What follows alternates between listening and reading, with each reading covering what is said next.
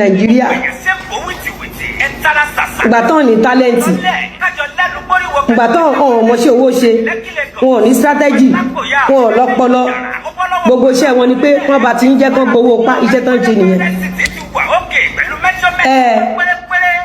Àrèjàn náà rọ̀bà tọmọ ẹ̀ ń rọ́ọ̀bù ẹ wò gbèsè ayé àbíbù ẹ wò bá yé àbíbù ṣe rí ẹ wò bí tábìbù ń gbé ẹ wò gbèsè ayé Àrèjàn fúnra ẹ̀ kò jókòó kó detect talent ara ẹ̀ gbà jẹ́ kóun fẹ́ lè ṣe báyìí jẹ́ kóun fẹ́ lè ṣe báyìí.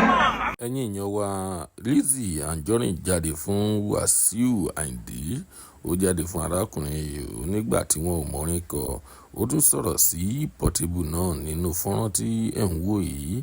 ẹ̀yin èèyàn wa kí ló tún ṣẹlẹ̀ báyìí kí ló tún pa Lizzy Anjorin pọ̀ pẹ̀lú arákùnrin tí a mọ̀ sí Wasiu Ayinde àti Àrèjàn tí a mọ̀ sí Portable ṣé òun pẹ̀lú ìyẹn tiẹ̀ ti níjà ti tẹ́lẹ̀ ṣùgbọ́n òwò tún ní ti Wasiu Ayinde. ẹ̀yin èèyàn wa ẹ jẹ́ ká gbọ́ látẹnu Lizzy Anjorin bí gbogbo ọ̀rọ̀ náà bí ó yẹ ṣẹlẹ̀ ó ti yá. Alhaji Wasiu Ayinde ṣe bí bó ṣe di ọba nìyẹn dàbí bálájí Wasiu Ayinde ṣe bó ṣe dé èèyàn rèé ọ̀nà tí Wasiu Ayinde gbà tó fi dé. tó bẹ́rẹ̀ lukú mẹ́ o ṣùgbọ́n yé lukú mẹ́ tó bá mọ sá lọ. ìwọ ọmọ ló máa mọ sókí gbẹ́ gbogbo èèyàn tó bí mọ kó tọ́. ìwọ ọmọ ló máa mọ sókí gbẹ́ gbogbo èèyàn tó bí mọ kó tọ́. ẹ̀yin tèmi ìtàn kan bẹ́ tí mo fẹ́ kàn fún wa ìtọ́jà tó mẹ́. Abolórí burúkú ni ẹni ẹ̀mí ló fẹ́ sọ̀tọ̀ Jagunmẹ̀ ó ti sọ fún wa pé Jagunmẹ̀ ó bímọ yéènù kúmẹ̀ gbọ́mọ sá lọ ṣé lórí burúkú ni ó fẹ́ máa sọ ó fẹ́ máa waste time wa.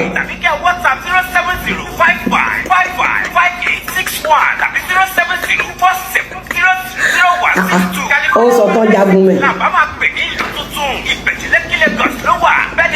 mo ti di Àrèjàn láàmú gan o from Ewi to hip hop to Fuji àpàlà ló kù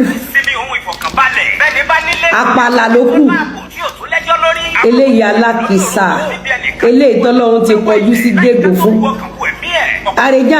Àrèjàn ọmọ wúlé mọ́tù tọ́lọ́run ti bọ́ bàtà ṣépè fún abẹ́ẹ̀ níbi tó ń lo tálẹ̀ǹtì ẹ̀ sí ọ̀rọ̀ Jagunmẹ̀ ló bí Ìyẹnukúnmẹ̀ ló gbé ọmọ sá lọ ìyẹn ló máa san house rent yẹ.